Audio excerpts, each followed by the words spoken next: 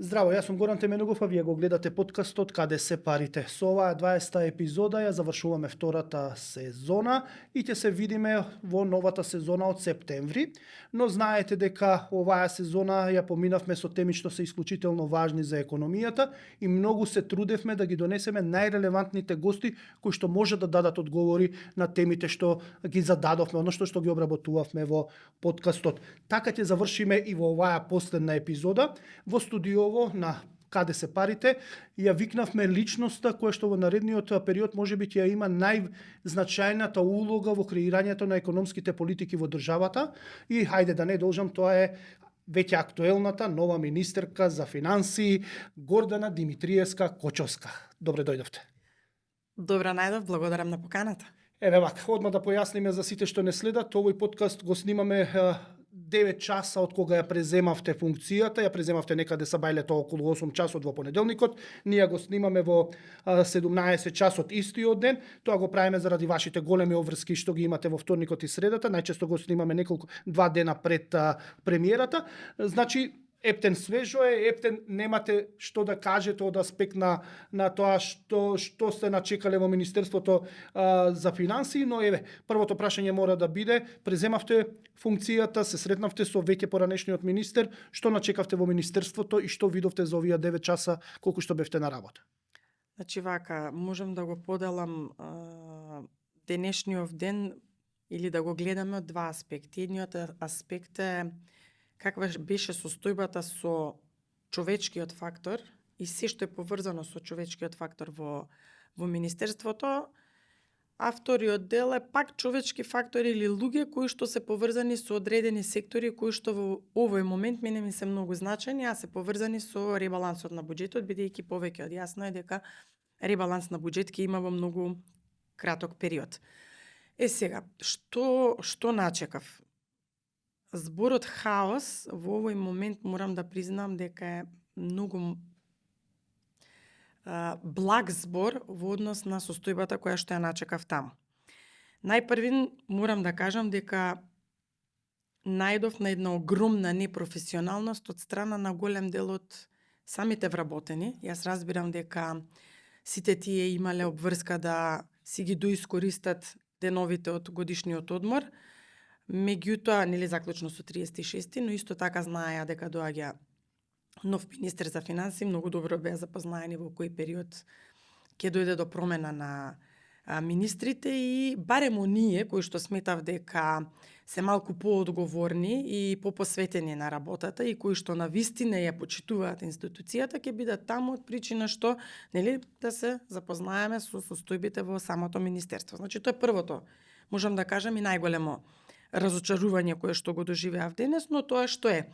Ќе ги ценам посебно оние кои што во овој прв работен ден беа тука, многу малку ги имаше, но мора да кажеме дека дефинитивно беа таму.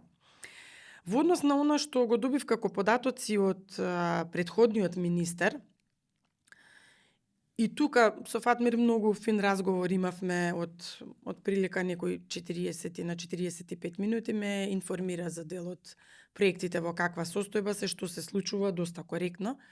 Нормално немаше простор да ги гледаме и да ги анализираме работите во тој момент, но нели откако искочи, земав да погледнам, бидејќи точно пред неколку дена му најавив што треба да ми остави како примопредавање.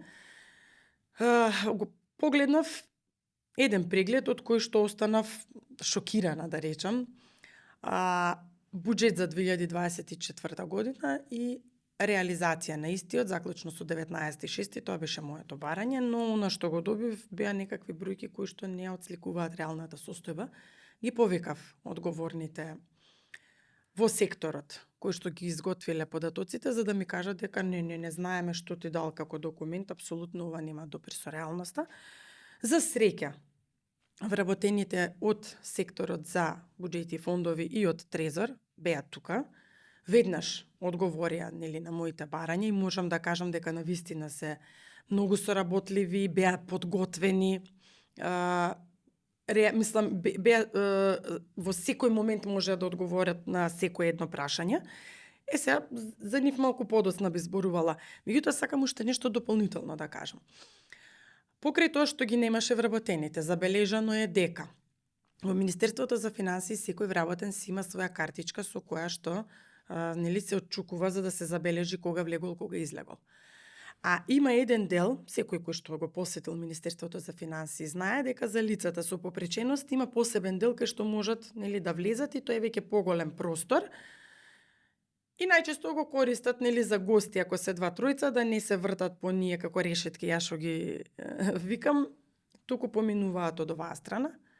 Денес е забележано дека чопоративно со една картичка од таму влегуваат, излегуваат по 10-20 луѓе, што значи дека нема апсолутно никаква евиденција во делот на тоа кој влегува, кој излегува во Министерството. Од аспект, нели, мислам на вработените, сега не зборувам за некои надворешни лица, него на вработените и системот за евидентирање колку во текот на денот користат паузи, дали користеле, каде си, така натаму. Буквално едно чопоративно движење.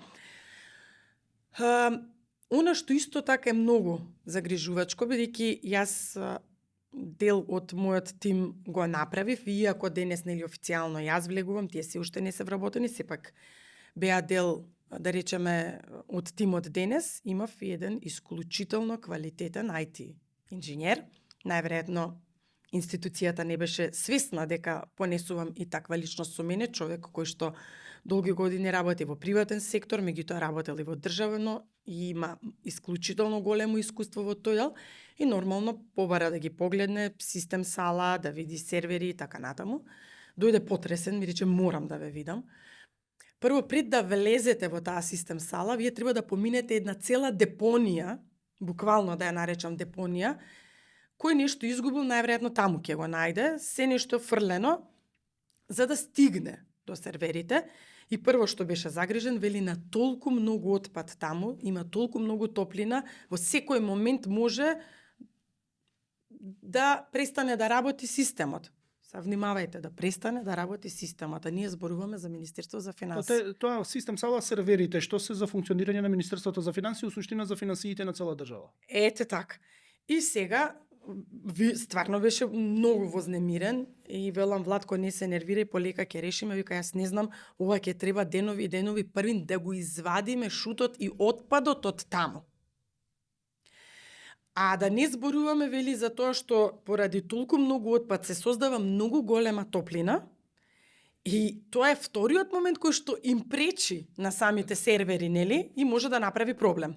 И уште една работа што ја забележавме, утре ќе имаме вонреден попис, на многу места забележано е позиции каде што имало уметнички слики. Сега, ајде да речеме, самата позиција или нели некакво шајче или што и да е на што била подпрена сликата, како сакате да се изразиме, стои празно. А уметничките слики во Министерството за финансии се позајмени од музеј и од Националната галерија. Утре ќе имам вонреден попис, при тоа ќе викнам и стручни лица кои што ќе можат да ја оценат состојбата значи на тие слики, а дополнително ќе барам нормално и институциите да си влезат, да си проверат, бидејќи тие, како што се кажува, барале, мислам, доаѓале, правеле пописи, но јас не можам да тврдам дали е тоа така или не е така, така да додека да го гледаме или го биде овој подкаст, ајде да кажеме, актуелен, го пуштите, веќе ќе имаме состојба точно на уметничките слики. Јас длабоко во себе се молам да нема проблем, но ако има проблем, ќе има и соодветни санкции. Не сакам однапред ништо да кажам. Да прашав што најдовте, многу често, секогаш кога се влегува во некоја институција при промена на власт, се дава една црна лоша слика и после тоа у суштина некако како да се купува позиција дека еве колку беше лошо и вие со минимален напор да подобрите нешто, ќе речеме бевме подобри од претходните. Дали истиот ова желба да се оцрнат претходните за вие да имате ниска стартна позиција, за што ќе направите понатаму со мал исчекот да бидете подобри од претходните? Горан, ве канам утре е вторник, со камери, да дојдете во Министерството за финансии, да поминеме сето ова јас што го зборувам и за да го констатирате сами. Јас никогаш во животот не сум била човек кој што лажи, измислува и додава. Не зборувам за лагане. Не, морам да го кажам и ова. Напротив, Мислам дека сум еден од ретките луѓе кои што премногу работи, а никогаш не си го ценел својот труд и гледајќи ги сите околу себе, кога ќе ми кажа колку работа имале, ако ќе се спореди со тоа што сум го работела јас, никогаш не сум кажувала реално колку работам. Напротив, и ова апсолутно не е со цел да се покаже колку јас работам или не работам, ова е оној мал сегмент или мал дел за да кажам каква е алармантна состојбата со самиот објект и Така, луѓето во со него. финансиите, она што го спомнавте дека побаравте бројки да ви бидат заклучно со 19 јуни дадени, што заклучивте од тие бројки да преминеме на тие темите што мене исто така многу ме интересираат? Не можев да заклучам ништо, како што ви кажав во делот на буџет и реализација, за жал бројките не кажуваа ништо, односно кажуваа дека сите буџети се реализирани. Тоа кажува бројките, ја бев запрепастена, викам ако ништо друго барем за плати ќе имале, така. И така, сатив дека нешто не е во ред. Сега, сепак имав состанок со секторот нели буџет, разговаравме околу ребалансот и тука веќе тие беа навистина многу спремни, дојдоа со одредени нивни видувања каде треба, што треба да се направи и така натаму, така да во тој дел можам да кажам дека посветивме малку повеќе внимание за да имаме јасна слика, да кажеме што не чека во периодот. Да преминеме на она што сите не интересира како јавност, фамозната милиарда што е најавена дека ќе се задолжи владата на ВМРО ДПМН, веќе сте во позиција да ја донесете. Математиките зборуваат дека ако тоа се реализира, јавниот долг во овој момент, ако се додадат тие 6,6 процентни поени, ќе изнесува 65% од бруто домашниот производ, а ако се реализираат сите планови за јавен долг на старата влада, како што предвидуваше, и се додадат овие пари, ќе дојдеме некаде до 69, скоро 70% од бруто домашниот производ. Ова е сериозна бројка. Ајде првин да зборуваме за таа милиарда, од каде, како ќе се донесе, како ќе се употребува, па после ќе се вратиме на јавниот долг. Првен, од каде тие пари? Значи вака, она што можам сега да го кажам и што сме го повторувале многу пати е дека таа милиарда ќе стигне од земја на Европска унија. Ништо повеќе од тоа во овој момент не можам да кажам. Наскоро ќе има информација во однос на тоа која ќе биде земјата која што ќе ни ја даде таа 1 милиарда. Сега, бидејќи нели постојано еве и во парламент во овие 2 дена додека се дискутираше за изборот на владата, многу често беше споменувана милиардата и некако се правеше некоја математика наместо повеќе очекував да постават прашање, еве како што на пример вие сега мене ме прашувате отколку да се прават нели некои математики како ќе стигнеме ние на овој начин до 70 или 69, некој во парламентот и со 68% оперира јавен долг, меѓутоа никој не праша дали таа 1 милиарда ќе стигне сега веднаш во колкав рок, за кои намени и така натаму. Прво треба да расчистиме една работа. Ние во следниве 4 години треба да вратиме 6,8 милиарди евра долгови кои што доспеваат. Тоа не значи дека ќе ги вратиме, односно да ќе позајмиме, Ќе се на некој начин рефинансира. да ги рефинансираме. Да, се рефинансира. Бидејќи да кажеме еве и во собранието Бисера Костадиновска еден Бисер убав кажа, вели ви ги вративме вашите кредити, не ги врати, ги рефинансира. Ако нешто вратиш ќе се намали долгот, така? Така да. Кога рефинансираш, значи дека долгот останува, они го зголемија за повеќе од 4 милиарди. Значи, милиардата нема да ја повлечеме веднаш. Таа е само на некој начин еден фин, сигурносен, да кажам, бафер во овој момент, или едно полагодно чувство дека имаме сигурност за да не дај Боже не начекаме многу лоша состојба. Но тоа не значи дека таа милиарда нема да се искористи, напротив. Првите 250 милиони евра ќе стигнат во еден најкус можен период кога ќе се завршат сите процедури што треба да се направат нели како влада со влада и ќе бидат искористени за приватниот сектор. Односно, тие ќе се дадат на Развојната банка, која што понатаму преку комерцијалните банки ќе ги пласира кај приватниот сектор. Што е условот? Условот е приватните компании да ги искористат парите за инвестиции, кои што ќе им направат зголемено производство, при тоа велам количинско, не вредносно, затоа што вредносното ништо не значи, но количинско. 5% повеќе, или ајде за да немаме недоразбирања, инфлацијата плюс 5%. Да кажеме, една компанија која што продава XY производ, ќе треба, пример, за следната година, ако годинава 4 или 5% имаме стапка на инфлација, следната година најмалку, откако ќе ја имплементира инвестицијата, најмалку ќе произведе 10% повеќе во однос на претходната година, но количинско. Зошто е тоа битно? Затоа што тоа има само позитивно влијание на бруто домашниот производ. Ако зборуваме за вредности, тука нема да имаме чувство дали имаме зголемување или нема зголемување. Бруто домашниот производ, количинските вредности ги мери. Сакате да кажете дека 100 единици ако произведува некоја компанија во овој момент, наредната година со инвестицијата треба да произведе 105 единици. 110. Нели рековме 5 инфлација и 5. Ако извлечеме инфлацијата, значи со не ја калкулираме во моментов инфлацијата, бидејќи таа е варијабилна, значи 100 единици ако произведува, треба да произведе 105 единици. Минимум или повеќе. Тоа ќе биде значи количински, значи 5 единици повеќе треба да произведе, ако се продаде повеќе за пари, ако инфлацијата е повеќе или сето тоа е пеки, окей, добро, но во суштина тоа е математиката. И нема да откриете од која земја ќе биде, се зборува дека е Унгарија. Не можам, навистина не можам во овој момент и не сакам да зборувам. Оно што е клучно, тоа сакав да го кажам. Оно што е клучно за нас е дека ние ќе обезбедиме камата под 3%. Тоа е за фирмите. Истата камата ќе ја добиеме и на остатокот на 750 милиони евра, кои што ќе се користат исклучиво за финансирање на капитални проекти. Сега, зошто реков, нели не ја повлекуваме веднаш, затоа што ние не можеме наеднаш да реализираме 750 милиони евра капитални проекти, ви треба проектна документација, проекти и така натаму. Сега зависно, нели, за каков проект станува збор, но тоа не оди преку ноќ.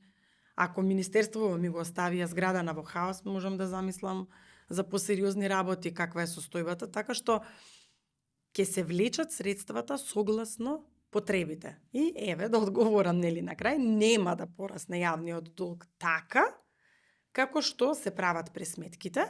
При тоа повторно морам да кажам дека оваа година нормално заради состојбите во буџетот кои што ни ги оставаат, нели сега со ребалансот може ќе има одредени изместувања, но веќе од следната година се што има простор и е непродуктивно да се скрати, ќе се крати, но од следната година веќе буџетското планирање ќе биде многу посериозно и многу потранспарентно со многу повеќе образложение. Значи, париве што ќе се земат, оваа фамозна милиарда веќе се зборува во јавноста, ќе биде сукцесивно влечено според потребите, до крајот на годинава 250 милиона евра ќе повлечете. Ако имаме потреби и повеќе, дај Боже да можеме да реализираме ние и од капиталниве проекти, оние што се поголемите, сигурно ќе искористиме средства и за тоа, но пак ќе кажам, ако по утрото денот се познава. Значи 250 милиона ќе завршат во Македонската банка за поддршка и развој, кој што ја преку комерцијалните банки за 3%, за околу 3%, по 3%,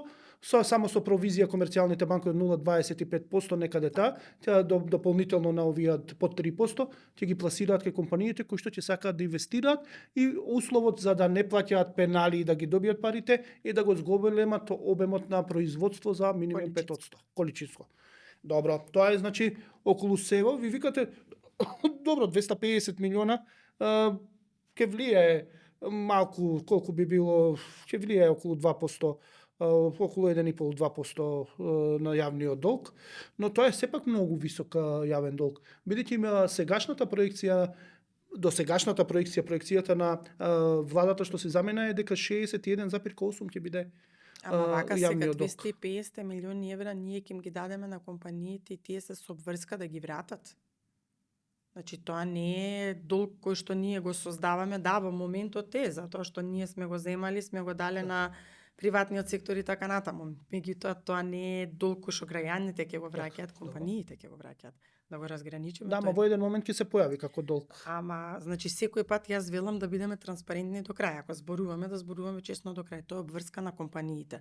Комерцијалните банки кои ќе ги пласираат кредитите, ги пласираат и под одредени услови нивни, нели? Нема да ги дадат така парите па да летнат во воздух. Си има хипотеки, правила и така натаму, се да не завлегуваме во тој дел. Не, ова е да објасниме, ова е специјализиран подкаст, убаво е да се така е. објасни, да се знаат работите. Но мора да знаеме дека тоа не е долг на државата, на приватниот сектор за кој што државата обезбедува на вистина поволни кредити и се труди да им помогне во насока на по-добра продуктивност, поголемо производство и така натаму. Нормално бенефитот ќе биде и за државата, затоа што на тој начин очекуваме расти на бруто домашен производ и така натаму. И сега и со растот на бруто домашниот производ веќе математиките ќе се менуваат, нели? Добро, рековме 61,8 очекуваат, викате дека нема да влезе, ќе ги вратат компаниите, но математиките исто така зборуваат дека бруто домашниот производ, ако киксне за 1% од планираното, на сега се планира 3,4 за оваа година, да се намали на 2,4, околу 2,2% поена се зголемува јавниот долг. Тоа значи ако не се испорача раст од 3,4 на крајот од годинава, ние сакале некеле јавниот долг ќе не биде околу 65%. Што ќе правите вие како влада, бидејќи во оваа студио Благица Петревски го кажа тоа што ние сите го знаеме, а тоа е дека зачестуваат бројот на кризите со кои што се удираме. Од 2008 до сега имаме 5-6 сериозни кризи, каде што ни го намалува можноста да реагираме и да ги намалуваме опасностите од удари. Ние имаме како дојдеме до 65%, 62 да дојдеме, ние немаме простор за идно задолжување. Што ќе правиме, што ќе правите вие како влада во вакви услови? Значи вака. Процентот како процент, јас многу пати тоа сум го зборувала и многу пати сум зборувала дека 60% е психолошката граница која што во овој момент е надмината. Па еве, ниту умревме, ниту нешто не се случи на државата. Но остава последици. Зошто остава последици? Затоа што последните години се што земавме во суштина го потрошивме непродуктивно, како да го фрливме во воздух и де факто сега не го фрливме во воздух, нечии џебови се наполнија, да бидеме искрени, во многу голем дел од тие над 4 милиарди евра, но не ни остава голем простор, тоа е факт. И сега затоа ние не случајно зборуваме за сериозни реформи или начини на промени во работењето на Управата за јавни приходи, на Царината, поврзување нивно со Министерството за финансии, многу посериозен пристап во тој дел, затоа што прво ни е битно да го намалиме процентот на сива економија кој што во Република Македонија е огромен. Во тој дел, ако успееме да намалиме, а верувам дека ќе успееме, навистина ќе имаме повторно други бројки, бидејќи сивата економија значи дека ни го потценува бруто домашниот производ и аналогно на тоа и поголем јавен долг имаме и така натаму. Вториот момент што е клучен, секој едно ново задолжување мора да биде продуктивно. Не може и понатаму да се задолжуваме, а да не знаеме зашто. Еве, еден пример ќе ви дадам. Денес, мислам дека тука во податоците барем го имав, ако сум го земала повторно. Ево. Имаме, зборувавме како што ви кажав за ребалансот и сега не сакам денес многу детали однапред да откривам, но една институција вели дека една институција од поголемите институции се кажува дека и требаат дополнителни 2,6 милиарди денари средства, кои што треба да ги инвестира, односно да ги искористи за плаќање на одредени договори, склучени за изградба на инфраструктура и така натаму на одредено место.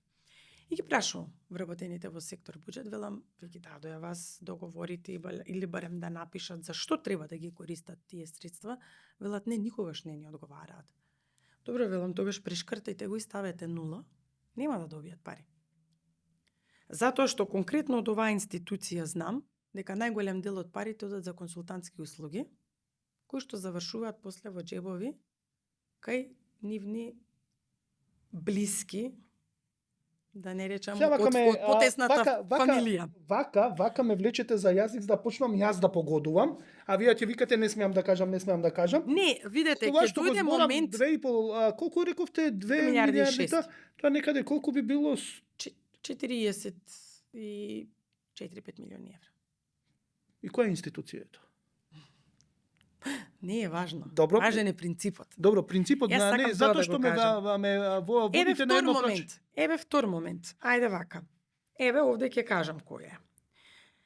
Исплата на финансиска поддршка на домашните компании од владата, која што добила средства, не добила толку колку што побарала, и тоа треба да видиме зошто не добила кога барала во буџетот за 2024 толку, но наеднаш искача дека им требаат и повеќе од тоа што, значи, негде за околу 400 милиони денари бараат повеќе средства. И сум ставила ја овде прашалник и им велам да ви ги пуштат компаниите, да видиме на кои компании треба да ги исплатат средствата. Велат нема да не ги пуштат, добро, велам ставете 0.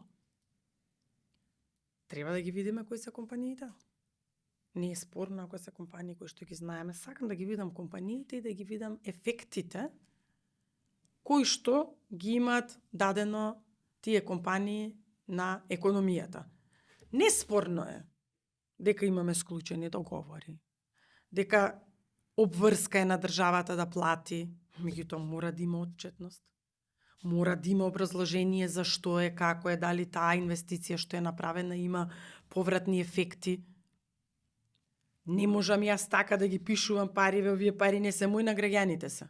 Добро, но доаѓаме до позиција сега, вие ако стегнете вака, ќе може да го задушите стопанството. Ќе ви коморите ќе ви речете, луѓе треба да ги дадете парите. Немам јас ништо против коморите и мислам дека Не, нити една комора нема да се спротистави доколку јас кој ќе погледнам листата, видам дека тоа се компании кои што навистина работат и ги знаеме.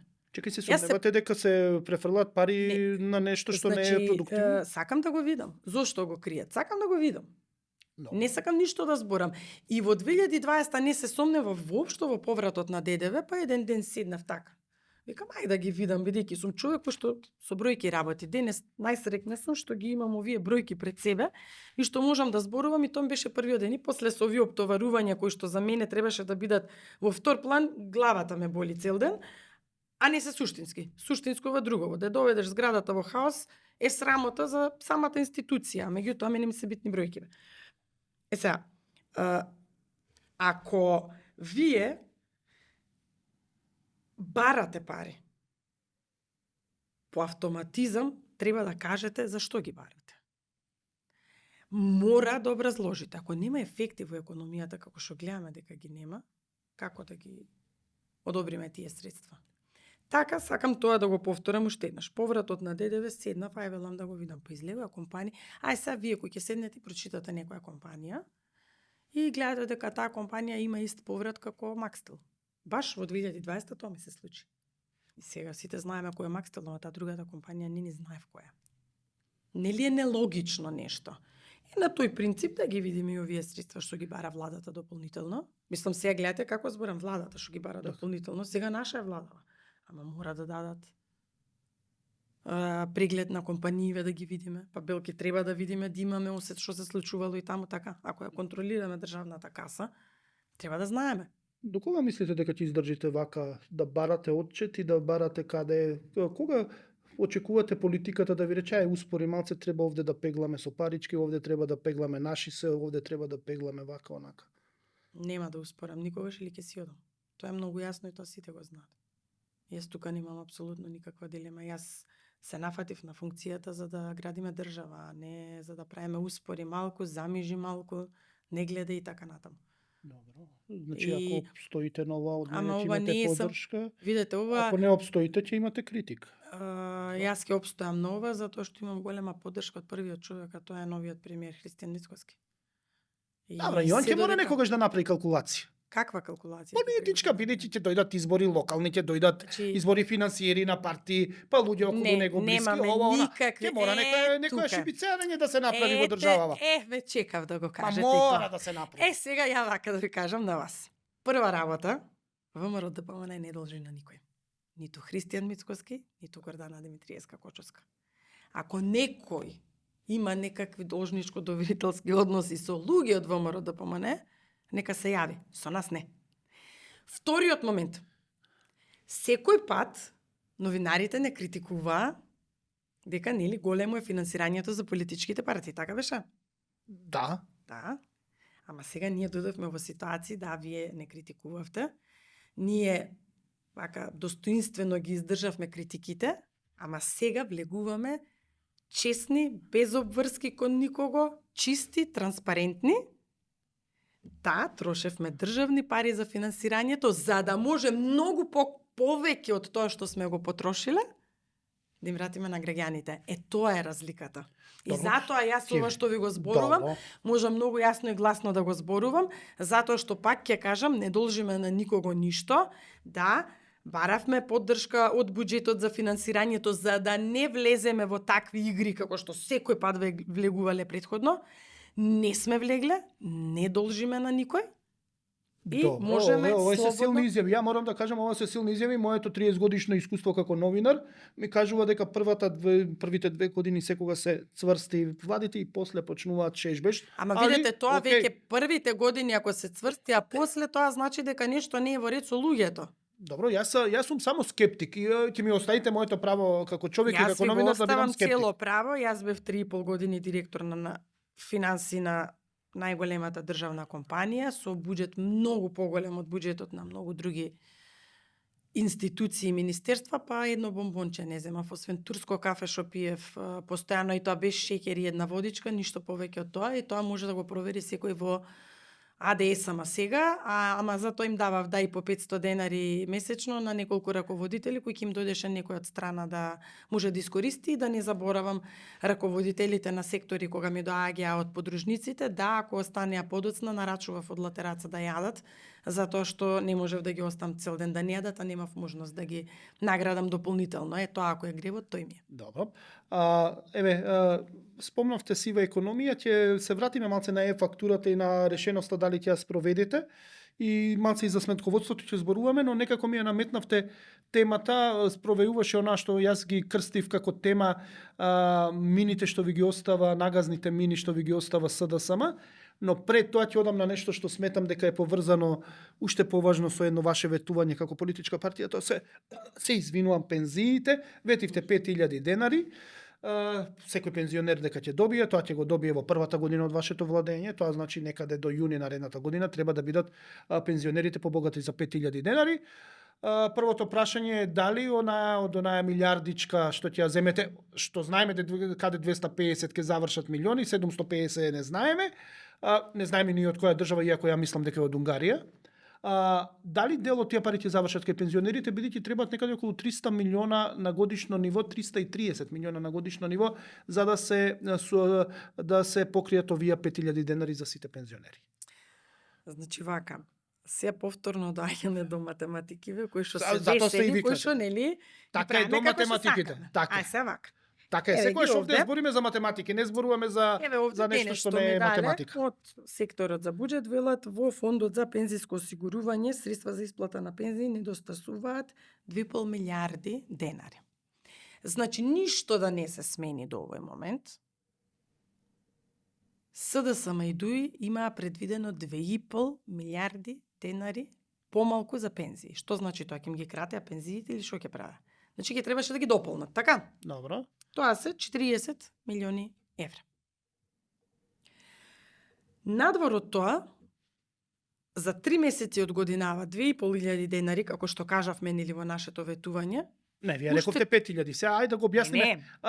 Кога објаснуваме овој подкаст можеме. Не, како рековте? До 5000 до 20 јуни наредната година. Јас велам 2.500 и многу убаво председателот го објасни. Не, ја го знам, ама да го објаснам убаво да. Значи 2.500 Јас знам како ќе оди. денари одиме со зголемување, сега кога ќе им дојде следнава корекција, значи со септемвриската пензија они ќе имат, односно се извинувам, па да, со септемвриската, добро кажувам, бидејќи нели во октомври се исплаќа, добро си кажав, ќе имаат по 2.500 денари повеќе секој еден. И не е еднократна, бидејќи многу често луѓето ме прашуваат на вистина се збунети, влегува во доаѓа основицата, многу. тоа си влегува Тоа е И тоа. тоа си е пари кои што ќе си ги добиваат не само во октомври, ноември, декември, туку и јануари, февруари, март, април и така натаму. Потоа зголемуваме за уште 2500 денари, значи до јуни, како што кажавте, планот ни е порано да биде тоа, што значи дека тие ќе ги добијат 5000 денари зголемување линеарно. Сега, 40 милиони реков дека фалат и уште 40 се потребни за да им ги дадеме тие 2500 денари до крајот на годината. Ако сме сгрешиле нешто, тогаш грев да ни се пише, не знам како да кажам. Окей. Не, ја ви кажувам, ова е податок денес што го добив од вработените во Министерството. Велат 2,5 милиарди, ја велам уште толку фалат, за да може да си го оствариме ветувањето. Овие 2,5 фалат, значи со овие 2,5 треба надолу да одиме. Така? Ако гледаме по нивното, ја не знам по кои математики правеле за да не ги испланираат парите во буџетот, а тоа е друга дискусија која што може да ја разговараме 100 дена од кога ќе помине владата за да испитам нели да ги видам и другите работи. Мене бидејќи сум пензионскиот фонд многу ме интересира да ќе сега сум фокусирана нели на она да спремам ребаланс што е можно побрзо, навремен да биде точен и така натаму. Значи 2,5 милиарди со 2,5 Значи, милиарди. 80 милиона евра ви недостасуваат, треба да најдете за да исплатите 2.500 денари до крајот на годината. Токму така. Тоа е тоа. И вие викате ќе ги најдете. Да, ќе ги најдеме, тоа сигурно дека ќе ги најдеме. Воопшто јас немам дилема дека нема да ги најдеме. Сега доаѓаме до тоа. Овие 80 милиона остануваат и за наредната година ќе требат околу 320 милиона за да се задржат, односно ќе да, 320 ќе бидат јово на ново за да може да бидат 5000 денари вкупно цело време. Што на годишно ниво. 320? Треба да се вбризгаат во ПИОМ за да може да се исплатјат зголемувањето од 5000 денари. Сакате да кажете како вкупно вбризгување? Да. Годишно? Годишно. Ново за тие 5000 денари. Значи имаме 330.000 Па нема да биде пензионери. баш така. 330.000 пензионери по 5000 е 320-330. Не можам сега да ја направам прецизно математиката. Меѓутоа, ние сме имале годинава пензии до месец март со една корекција. Од март потоа до септември имаме така втора корекција, која што била Тоа е пораст во неспорно. Ама сега да го гледаме реално, така. Пак И ако ова е не биле овие апсолутен 5000 денари, повторно што ќе имавме?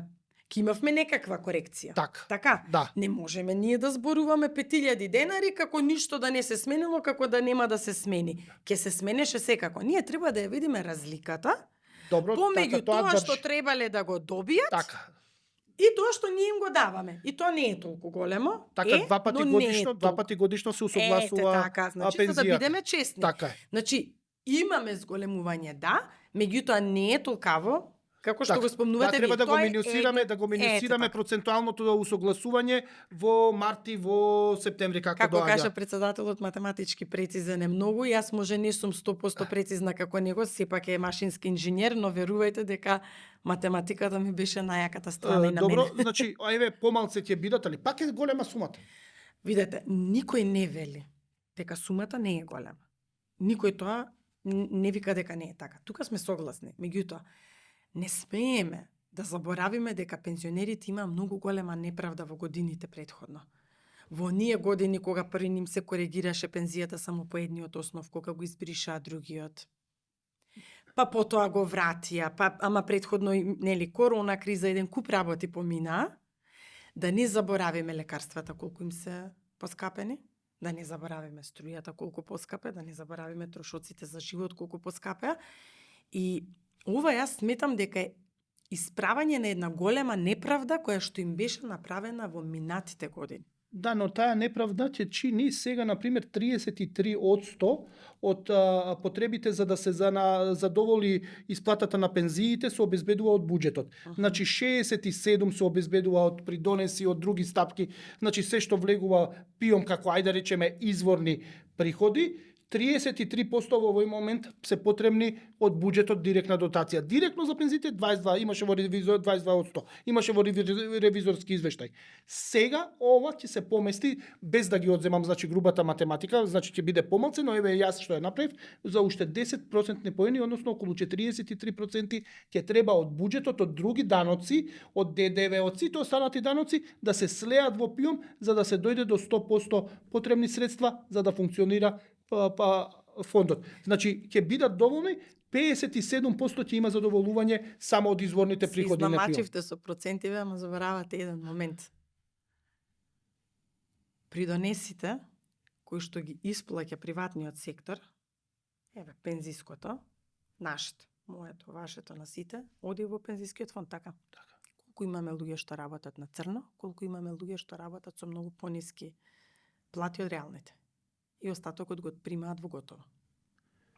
Тоа ќе треба да одговорите вие како влада и како држава и не само да откриете, рековме сива економија дека има. Ама тоа сакам да ви кажам, воопшто не ја земате во предвид. Ама не јас може не да можам не ја нешто земам. непостоечко кој што се провлекува 30 години да земам во предвид. Немаше до сега политичка волја ништо да се среди на ова. Па добре, еве се имаме политичка волја и ќе го смениме, затоа што свесни сме кога сме рекле 5000 денари. Значи ви се победи народот. Кој народ ќе се Тие што работат на црно, компаниите што работат на црно, Кои сите се тие? Кои се Па ќе тие? видите, ќе ви дојдат, ќе почнат пазарџиите, сите што продаваат, Пазарџиите, вака се се, што ама работат, нешто и зборат тоа на е црно. малце Што не некоректно, плаќа? многу често ги зборат пазарџиите дека работат на црно, не работат на црно, имаат посебна такса за нив и Некој закон. да, сега зборувам. Сега видете, некоја бабичка што дошла таму и што ги продава цвеќињата пред пазарот, сигурно таа не прави толку сива економија во држава. Али е Да дел. се согласиме. Е дел, меѓутоа е многу ситен процент, многу Добро, е тажно. ама ни по И баби, ни по вчера стричеви исто- има Не, една не, српска Не е изрека. вака, не. Се тоа треба да се сече цак цак. Така е, ама поринот бабиве пред пазарот. Не, треба генерално, ама до сега никој тоа не го направил. Се ја ви велам дека ние кога сме се согласиле 5000 денари да зголемиме пензија, први сме си пружиле рака внатре партиски и сме кажале дека мора да расчистиме со тој дел и дека имаме политичка волја. И многу ми е драго што не само кај нас, и во Влен, и во Знам, расположението е на највисоко ниво. Ба сакам ова да го видам. Па сега добро. Ама бас сакам да го видам. Ама не, значи бас сакам да видам кога ќе ви почне да ви се јавуваат, зашто таму инспекција, зашто овде правите, па тој е наш, не финансира, не платил данок, ваков е Се онако. сеќавате 2020 година кога не го потпишав кредитот? Сега ќе морате политички да... Ама се па истото се враќаме, ама Министерство за финанси работи со пари, не работи со политика. Ама пари. секоја политика завршува преку Министерството за финанси. Ама Вие сте многу затоа сте едноставно. викати, затоа што се срцето на државата. Од вас ќе заврши како тоа Видете. функционира. Ај вака, јас многу не сакам да зборувам за себе, обично велам дека делата треба да покажат и ќе видиме. Не, јас сакам јавно да ми го кажете за да можам Што јас треба да ви кажам? Да ви ветам дека ќе се борите. И дека нема да Ама да, нема дилема. да шишкате никој ни Ама председателот нема на партијата да ви рече Значи, попуште нема нема ни да попуштете. Едно нешто да знаете, никогаш нема да ми каже. И јас Ама еве ќе ви каже во Ама да ви каже. никогаш нема А да- еве случајно ќе ви каже. Ама не може да ми каже зашто знам за кој човек зборуваме. Не знам како да ви кажам. Добро, окей. Не може, може добро. секој друг да ми каже, нормално, воопшто нема да го изрегистрам, тој никогаш нема да ми каже. Добро. Не знам, верувајте. Добро, сакам јас Не да верувам може да така се во случи луѓето тоа. толку многу. Не може затоа што ако јас верувам и во правда, и во закони, и во честност, и во транспарентност, и законот да важи за сите, тој верува 3 пати поише од мене. Добро, окей, јас сакам вака јавно кога ќе се каже, бидејќи останува како кажано јавен збор и јас врз основа на ова кажано во иднина ќе ценам дали останувате на јавно кажанојот збор или сте се повлекли или сте го надоградиле на подобро. Така што затоа Општо да немате дилема дека нема да се поместам ни милиметар. добро, значи нема да заврши ништо од овие милиарда кај пензионерите така. Не, за Добро, пензионерите на окей. друг начин ќе си ги Добро. обезбедиме. Нема врска, ви кажав, милиардата е за Добро, капитални значи ќе проекти. ги добијат и само да појасниме, во септември и во наредната година во март мислам дека усогласувањето нема да ги има оние усогласувања од типот Нема, инфлација затоа што добиваат сега многу по 2,5. Значи тоа да им биде јасно, значи сега кога ќе ги добијат овие се извинувам 2.500 денари, нема да имаат уште 7, 3, 4, 5, 6% усогласување. Нема да имаат, значи нема И тоа да ќе имаат, биде ова е само тоа за- што е фиксно Се и додека се исклучуваат значи овие 2 години, а понатаму двете години ќе биде, 2 години ќе се исклучи или една? Не, сакам да кажам 2.500 нели ќе добијат следната година Така? на почеток на година ќе видиме прв квартал или помеѓу прв и втор, негде во тие месеци. А потоа немаат корекција до крајот на годината, значи остануваат, а после тоа ќе видиме со каква методологија, дали ќе продолжиме на истиот начин, Добро. или ќе менуваме методологијата, ќе видиме. До тогаш многу работи ќе бидат јасни од аспект на тоа, ено на што го зборуваме, борба со сива економија, Дали сме добри или лоши, така натаму и ќе видиме Добро. Сега доаѓаме до дали ќе зборува. бидеме во Министерство за финансии или нема да бидеме. На Добро, крај тоа добро, е. окей, окей. Така. Да, добро. Сега зборуваме за е-фактура, се надоврзуваме, сивата економија е многу поврзана со е-фактура. Така. Исто така со, нели, тоа е дел од борбата со сивата економија.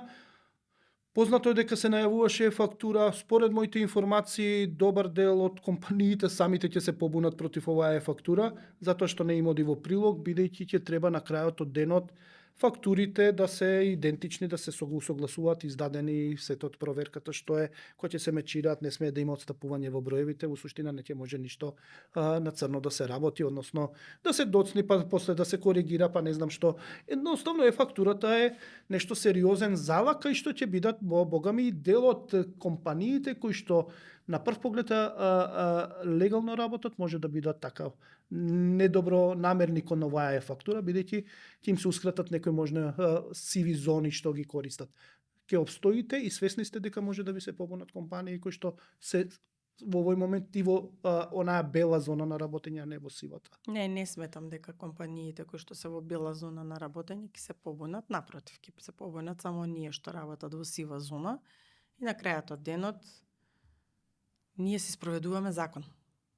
Е-фактура не е нешто што ќе го имплементираме само во Македонија. Во соседството секаде постои. Имаат централизирани системи многу понапредни од нашиот. Имаат системи кои што им даваат препополнета даночна пријава. И за ДДВ, и за данок на добивка. Затоа што се оди електронски. Ние сме толку назад. Јас во една прилика, на една средба со еден министер од исто голема европска земја, баш министер за финансии, пред, точно година дена, кога зборував, не можете да замислите дека отидени се некои земји до таму да ги следат и камионите кои што движат по патиштата, затоа што констатирале дека во тој дел имаат многу сива зона, да кажам.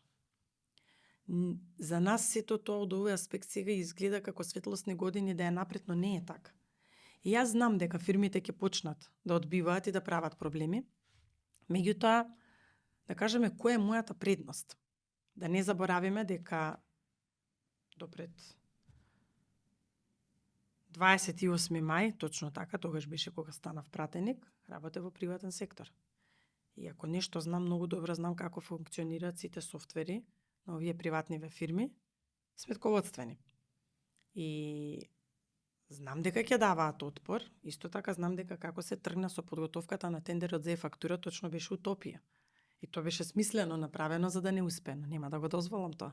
Точно ги знам сите аномалии и на системот во управата за јавни приходи и во другиот дел. И верувајте дека ќе направиме е-фактура да функционира. И воопшто немам дилема. Кога?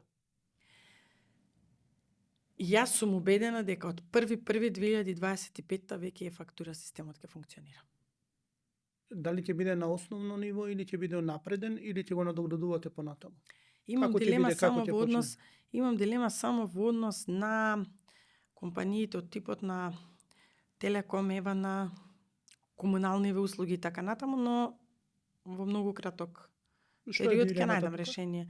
Многу фактури се и треба да видиме. Знаете што ние како држава немаме унифициран, да кажеме, софтвер за сметководство и сите компании да го користат истиот. Кај нас постојат еден куп софтвери и сега треба да ги прилагодиме, да видиме на кој начин сето тоа ќе се поврзува со управата за јавни приходи. Воопшто како идеја имам, како предлози од IT инженерите исто така има. Оставете ми уште малку време и мислам дека за многу брзо време ќе биде. Значи за половина година би требало е-фактура да профункционира. Да. Знаете дека веќе и за половина година и прилагодувањето, стартувањето на прилагодувањето кон меѓународните сметководствени стандарди. Ние почнаа нашиве сметководители да патот кон членство во ИФАК. Тоа е меѓународната интернационалната федерација на сметководители, каде што тоа ќе подобри состојбата со сметководството, а со тоа и на работењето на компаниите, и со тоа подобро собирање на даноци и на ДДВ, но со тоа и добро работење на компаниите, у суштина доброто сметководство е споната помеѓу државата и фирмите. Вие тоа најдобро го знаете, бидејќи тоа сте го работеле. Но има големи предизвици тука. Сметководителите се пред големи предизвици. Првен, старосната структура е многу лоша. Тешко е да се 15 години една дупка со неприменување на светски стандарди, на апдейтирани светски стандарди да се надокнади. Вие треба да бидете како Министерство за финанси водите тие што ќе водат, Институтот за сметководители и овластени сметководители да ве следи, со тоа и сите сметководители.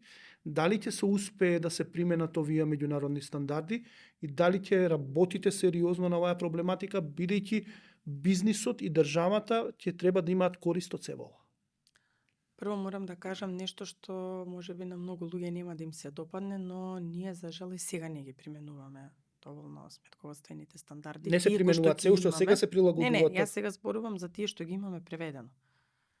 Сега има нови, но Нови, тие така. не се нови кои што ги Претходно заменуваат претходните дополни. Така. Постојано има одредени дополни. Ова е прво дополнување на оние од 2009 колку што знам. Така е. Сега се преведени и сега Точно. треба да се прилагодат оноа што е дупката од 15 години, сега треба да се надополни. Инаку има мислам и уште еден апдейт направено во април, ќе има уште еден Така е. апдейт наскоро.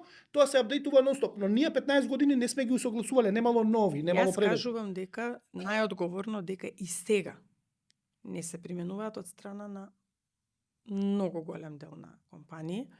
И не случајно во нашата програма ние ставивме дека Развојната банка ќе треба и ќе има задача преку најразлични обуки и ќе видиме во каква форма за сметководители, финансиски директори и така натаму на некој начин да помогне во подобрување на нивното знаење, затоа што кај нас, за жал, пак ќе кажам, примените се недоволно разбрани или се применува нешто што е недоволно разбрано. И ова најодговорно го тврдам пред се како човек кој што долги години беше во банка, сопругот уште многу повеќе од мене. И знам дека за гледачите можеби не е доволно јасно сега што ќе кажам, но се знае што е краткорочен, а што е долгорочен кредит. Многу често се мешаат работите, тоа дава многу погрешна финансиска слика за една компанија, тоа ја уништува можноста понатаму за задолжување и така натаму. Ете, тоа се некои основни работи кои што во принцип би требало да се знаат, но не се знаат. Така да, јас како министер за финансии посебно ќе се занимавам со оваа проблематика, како што ќе дадам упатства да не смеат да се злоупотребуваат одредени конта кога станува збор за трезорот и кога станува збор за искористување, ајде да кажеме, тие се оние конта кои што се на буџетското сметководство.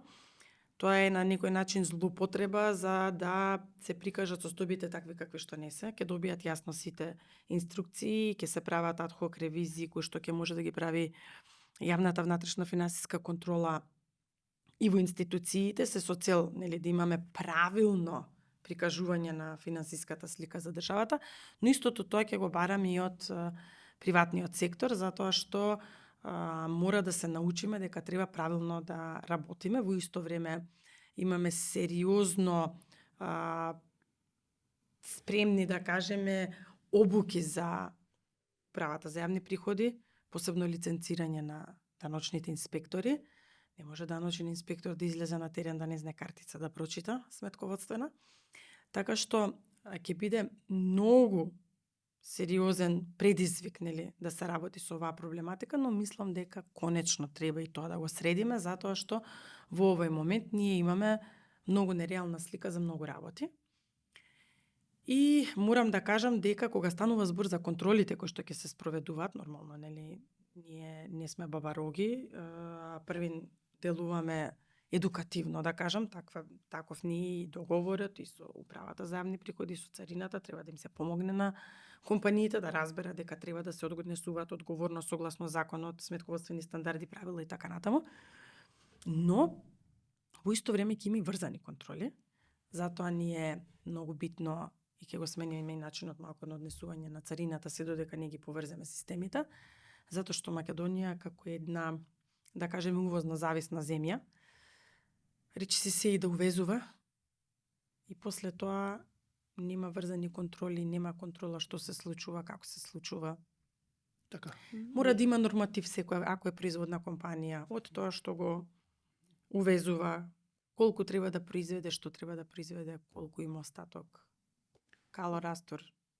и Како така натаму. како во машала работа. Не сум сигурен дали капацитет има институциите, не само Министерството за финансии, сите институции вака да спроведат на прв поглед ситни работи, но у суштина тоа е така се гради системот. Од ситните работи почнуваш да ги Видете, пет нижеш компании- како мостри и 5 тоа е компании цело да ги герданче. фатите, кои што се несериозни и не работат согласно закон, и да ги казните вака фино убаво, ќе видите како другите ќе работат по закон. Само треба, знаете кај е проблемот? И кај нас велиме, судовите не функционираат. Јас сум 50-50. 50% точно не функционираат, но 50% имаат недоволно подготвени предмети, недоволно обработени заради нестручност и незнаење, и како резултат на тоа се носат лоши одлуки. Така. И во тоа исто така не може никој да ме убеди. Ако ние имаме прв човек на финансиска полиција, човек кој што ќе биде многу квалитетен, кој што ќе ги знае сите овие Кој ќе биде работи, тоа? ќе видиме, не знам. Добро. Океј. Значи, нема да имаме проблем. Еве Добро. сега повторно од другава страна. Блиска моја пријателка вели: "Абе, што ќе правите со финансиска полиција?" Велам: "Зошто ме прашуваш тоа?" Пред многу години ми доаѓаа кои ќе ми ги извадеа картиците, ја вика им читам, ги возам како сакам, ништо не разбираат. И сега ти очекуваш финансиска полиција некого да казни ако не знае да прочита картицата? Добро. Сега тоа Се во подготвеноста и стручноста на луѓето. Да, може би малку не има стручни, но ги познавам таквите и знам дека се спремни да помогнат и затоа верувам. Видете, не можеме ние сега да направиме ли се- еден огромен скок, и но сите ли стручни се ВМРО да помане? не. Има ли СДСМ некој? Сигурно има и СДСМ, има и неопределени. Добро. Не ги гледаме луѓето кога станува збор за професионалното и стручното, мора да ги гледаме Добро, професионално добро, и добро, стручно. не, јас Или ќе одглавиме ја точно државата знам или што нема да прашувам, одглавиме. бидејќи моето искуство, ве кажав 30 годишно, побирав доволно влади и премиери, па знам како се развиват. Добро, сакам да заслушам дека според способноста доаѓаме до крајот на подкастов, ама нема да ве пуштам така лесно. Една тема ја почнавме во суштина, што начекавте денеска во Министерство за финансии, но ќе завршиме повторно со тоа што ги викам ја нагазни мини од СДСМ и ДОИ. Рековме 9 сата сте министерка, го снимаме подкастот во понеделникот после завршување на вашето работно време, дури не сакавте ни во време на работно време да дојдете да снимаме. Не сакав, да. не Мора да сакавте. се... Јас сега ќе се Така- вратам во Министерството повторно, Така, чисто добро, за ама не ваква сакавте, информација. ми рековте после работно време не може за време на работно, имам работа, добро, окей. Но ајде да зборуваме за она што се нагазни мини, дали ви оставија за да не можете да функционирате, првин со буџетот до крајот на годината, дали дефицитот е искористен веќе, немате простор за задолжување, односно буџетскиот дефицит се е потрошен и искористен. Едноставно што начекавте и дали ќе имате сериозни маки до крајот на годината, но дури и за следната година со тоа што ви е оставено од страна на ДОИ на СДСМ. Да, дефинитивно голем предизвик, состојбата е многу лоша, сега нели до сега зборувавме повеќе од различни аспекти, не велам дека нема да се справиме, но насоките кои што ги дадов денес во Министерството беа дека приоритет мора да има плати, пензии, тоа е нешто што е нели законски. Во исто време дека треба да се даде приоритет на сето она што со закон е превземано од одредени институции да мора да се плаќа, за да потоа продолжиме нели да видиме колку пари ќе останат да се распределат на другите работи. И сега мислам колку и да звучи, не знам как, се надевам дека нема да бидам погрешно разбрана. Државната изборна комисија не е во состојба да ги доисплати обврските кои што ги има кон медиумите за медиумското представување на политичките партии за избори. И тоа сериозен износ фали на средства. И јас не можам да разберам од нешто што е законска обврска, каде што многу прецизно е кажано 2 евра по запишан гласач прв круг, 1 евро дополнително за втор круг. барем овие избори беа толку лесни и прецизни да се пресметаат и да не се направи грешка, ние да имаме огромни износи кои што ни фалат во Државна изборна комисија. Им кажав дека повеќе такво планирање нема да има. Значи, првин ќе извадат и ќе напишат што е се по закон, што мора да го платиме, а потоа ќе видиме што останува. Ние денес имаме 90% од буџетскиот дефицит за 2024 година е реализиран. Но оваа состојба сега, нели, како ќе растат приходите, ќе се менува, не е дека немаме простор уште да правиме расходи, имаме, зашто ќе имаме и приходи, но генерално 90% е реализиран. Нормално дека ќе направам дополнително анализа. Во суштина ќе може да трошите колку што ќе соберете. Така. Тоа е тоа. Не можете да земете, ми фалат да пуштите државни обврзници Така. и да си земете, Така. бидејќи буџетскиот дефицит ви го дозволува. Колку собирате, толку ќе трошите. Во наредниве 6 месеци. Ако Токму падне така. собирањето под планираното, вие не ќе можете да трошите според планираното. Така. Тоа е математика. Нели ребалансот ќе покаже сега на буџетот, но морам да кажам едно нешто, јас ќе бидам срекна ако успееме, нели, да надминеме тоа што го замислуваме како прибирање на приходи. Верувам дека владата ќе успее во најкосможен рок да направи измени на директорите на Царина и управа за јавни приходи, затоа што тие се клучни. Во моментот има таква една апатија, незаинтересираност и неработење од страна на тие институции, да час поскоро се сменат директорите, мислам дека ќе биде многу поедноставно да се фатат посериозно со работа, затоа што знаете како, ако јас не плаќам данок, вие ме гледате мене си викате зошто јас да го платам. Така, ако јас се увезувам во државава и знам некое патче по кое што ќе ја поминам стоката, а нема да ме оцаринат, и вие ќе ме прашате, ќе поминете по истото. И од тука станува поготово во последниве месеци проблемот уште поголем. Затоа час поскоро промена таму, комплетно затегнување на работите, како што кажав, не како бабароги, крајно по закон, професионално, првин едукативно, со подсетувања, со соработка со странките и така натаму, а потоа применување, нели, на сите оние законски можности кои што ни стојат на располагање, се со цел да си имаме наплата онаква каква што треба да имаме за годината. Значи, еве сум запишал овде кога сум ги правил темите за разговорот, за нагазните мини, владата во заменување именуваше, носеше одлуки како за цената на салите, за електричната енергија од СМ, не го реши проблемот со клиничките, со салите на клинички центар, значи едноставно има милиарда работи што ви ги направи. Еве цената на струјата, што ќе правите, како ќе се снаоѓате, што ќе правите со пари бидејќи треба за салите на клинички центар. Луѓе чекаат на операции, 30% од капацитетот работи клинички центар, не оперира, едноставно само наитното. Што ќе правите? Ова именувања имаше различни, знаеме, мојата поранешна драга колешка отиде во Бонија, именуваа со посебна одлука на министерот за надворешни работи.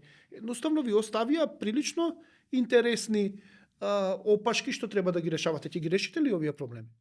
Бидејќи се поврзани пред се со пари, на пример за ЕСМ се поврзани со пари, како што се и клиничките салите во клиничките. Значи, нашите функционери не смеат, не можат и нема да крадат. Ќе си ги најдат криминалците во институциите кои што злоупотребуваат и врз основа на тоа ќе има пари за салите да се поправат. Ќе излезе и сама да биде добро како што беше некогаш, да, ќе треба време, можеби во прв момент ќе треба и некои трансфери од буџетот да им се прават, зашто состојбата, не знам колку е јавноста запознаена, таму е очена. Знаеме. Таму по информациите кои што ги имам, има опасност една од гаранциите кои што ги има издадено државата да падне, токму заради тоа што не се во состојба да ги сервисираат кредитите кои што им доаѓаат за плаќање. И они ги зголемија платите за не знам колку проценти пред извесен период. Сега во ЕСМ да работите, не знаете колку висока плата имате. Секој сака да оди во ЕСМ за губарот, ама никој не ќе да дојде во Министерство за финансии. Ќе вработувате ли како што вработувавте до 2017? Не. Сигурно? Не. Сигурно. А тие што лепеле плакати сега во предизборје поочекуваат нешто? Приватниот сектор исто така има многу барања за вработување, плати има огромни високи. Ова е друго, си водиш на работа, господин кафенце, ќе пиеш, ништо нема да тука работиш. е проблемот. Ние сме отворени за нови работни места, бидејќи навистина има многу институции кои што немаат кадар и немаат вработени, нас навидум не личи дека има многу администрација, но на погрешни места. Меѓутоа мора да се научат дека треба да работат и да бидат 8 сати на работа. Дека нема 3 месеци неплатено, дека не може да одат во Хрватска. Дефинитивно. Не може некој да седи на работа и да работи тука, а во исто време некој друг да оди таму по странство, па ако нешто му се слуши ќе дојде тука да се лечи на клиника за без пари. Работата му стои во мирување и уште ќе се врати и ќе биде рамноправен со неговиот колега кој што не се заминал од тука и работел и неговата работа. Кога ќе го направите тоа укинувањето на 3 месеца неплатено? Значи, што сега видете, не знам од што попрво да се фатиме. Добро. На тие што им е подпишано, денес ме информираа за еден куп луѓе од Министерството за финансии што се заминати со 3 месеци неплатено. Се мислам што да им правам кога ќе се вратат. Па во бифе, веројатно служат во Хрватска лево десно. Тука законот е многу ригорозен од аспект на тоа, не можете вие да ги префрлате така како што мислите. Пазете, отишол 3 месеци, значи што му отишол 3 месеци, вие без него можете. Се шобара да се врати, нека си остане ако не. Аха, добро. И последно прашање.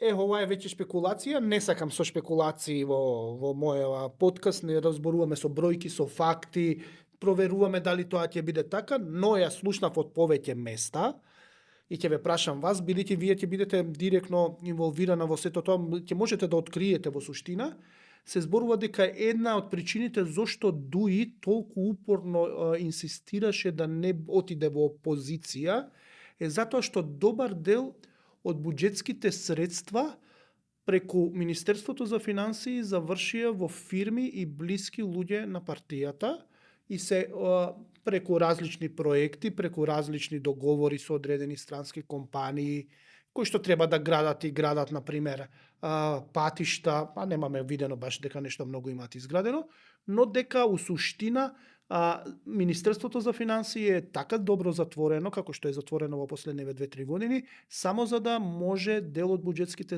средства да се слеат во фирми блиски до Дуи. Дали има нешто вистина во ова или се само шпекулации? Да, тешко е да ми одговорите во моментов, бидејќи сте 9 часа министерка, но ова е шпекулација и морам да се оградам, ова е шпекулативно, сум го слушнал од повеќе места, но немам никакви потврда на ваква информација. Мислам дека кога го почнавме разговорот, негде на почетокот зборувавме нели за тоа што бараат одредени институции како средства, што барам јас за да може да им се дадат тие средства, меѓу другото беше да се наведат имињата на компаниите, на повеќе места го има тоа. Денес исто така издадов наредба дека нема да се врати ни денар од повратот на ДДВ додека не го погледнам да видам на колку се враќа. Денес ги стопирав и исплатите од Трезор, се додека не погледнам барем да видам од прилика за што станува збор. И нема да ја заглавам државата, да не се разбереме погрешно, затоа што, знаете сега од овие коментари, одма знам дека ќе бидам нападната, готово, се заглави државата, сега и така натаму. Не, нема да биде ништо заглавено, се ќе тече како што било и до сега, но не може повеќе да плаќаме и да финансираме само одредени компании. Ќе го провериме и тој дел, да видиме, а дека транспарентни ќе бидеме, јас тоа го кажав и воопшто да немате дилема, можете слободно и кога имате воопшто одредени прашања да ги поставите и ќе ви биде одговорено на секој едно прашање. Видете, сакам да бидеме јасни. Поготово јас како министер, секогаш сакам да помогнам таму каде што може да се помогне, но во исто време сакам честно и одговорно однесување на секој еден граѓанин во државава.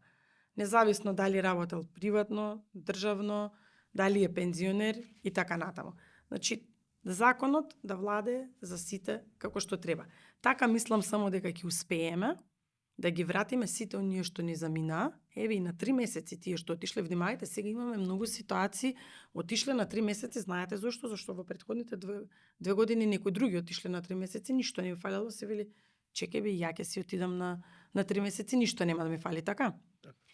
И сега, кога ќе им кажете дека повеќе вака не може, или ќе работите и ќе бидете тука, или ако не сте за во државна администрација, затоа што пак се повторуваме дека државна администрација можела и без вас 3 месеци, тогаш секој ден ќе се праша дали сака да отиде на 3 месеци или не. И секако, јас најсрекна ќе бидам да кажа дека сакаат да одат во приватен сектор, затоа што дефинитивно платите во приватниот сектор сега се многу повисоки отколку во државниот. Меѓутоа точно е, како беше она, не можеш толку да ме платиш колку што јас можам да не работам. Малку да работам, Е, да, така. тоа е во јавна Но администрација сето тоа, познато. да, Сум го гледал, затоа ја кога сум сега- работел во државна телевизија една, така. сум го гледал тоа. Затоа сега први ние треба да се смениме, што значи дека не може утре на работа да дојдат и со една картичка да се искуцаат 20 луѓе, да се научат ред по ред како одат работите, кога ќе знаат дека треба да се 8 сати, дека нема многу раздвижување, дека треба да поднесат извештај на нивните предпоставени што сработиле во текот на денот. Верувајте дека нема да бидат во коматна ситуација ниту еден од тие кои што идат на работа само колку ништо да не работат. Провеуваше цел подкаст едно прашање, испуштив да го поставам, требаше оваа сега што беше да биде за крај. Зборувавме за Бехтел Енка, добиваат 1.300.000.000 ќе добијат од буџетот, веќе имате во аванс дадено бизицирано околу 250 до крајот на годината. Ќе се тера тој проект и ќе се исплаќаат унапред парите без да се знае како се реализирани или ќе има некоја промена тука? Да оставиме таму, имаме еден посериозен пристап, да го оставиме премиерот да седне да поразговара околу проектот, со компанијата и така натаму, па потоа ќе видиме што ќе правиме. Иначе 250 милиони до сега се веќе исплатени. Така да. За годинава има уште 250 така милиони. До Меѓутоа, крајот на годинава, да. видете по правило треба некој нешто да сработи па да му платите. Така, ќе видиме како ќе биде. Јас не сум видела дека оста- нешто е сработено. Така. Може би ја грешам, мада колку што се сеќавам пред месец дена бев во Охрид, односно во Струга, одвижев нели од кај Гостивар, не приметив дека нешто чудно се Значи случува, тоа ќе да се решава на работи. повисоко ниво, значи премиерот ќе го решава како ќе биде, бидејќи сега половина милиарда се дадени, а на вистина не се гледа. Значи, за сите што не следат, завршивме за оваа втора сезона, 20-та емисија, се обидовме да донесеме интересни гости, ја донесовме во оваа последно издание министерката за финансии Гордана Димитриевска Кочовска, која што по 9 часа министерување дојде да зборува малце на некои теми. Беше можеби малце полефтерно, бидејќи на вистина за 9 часа не можам да зборувам што на направила, каде сгрешила, каде да ја критикувам, али наредното гостување веројатно ќе имаме и малце поостро го интервју, односно поостар подкаст, каде што ќе расправаме за политиките што ги водат, а ако станете на оноа што викате дека ќе бидете цврсти, непоколебливи и партиските притисоци нема да влијаат врз вас, кај мене ќе имате сојузник, но ако почнете дневна политика да водите како што водеа дел од поранешните министри за финансии, тогаш ќе биде критички настроен на овој подкаст кон вас. Ви благодарам што бевте дел од емисија. Благодарам на поканата, мислам дека ќе имаме одлична соработка и во иднина. Утре ве очекувам во Министерството за финансии да ја видите систем салата. Добро. Тоа беше се гледаме.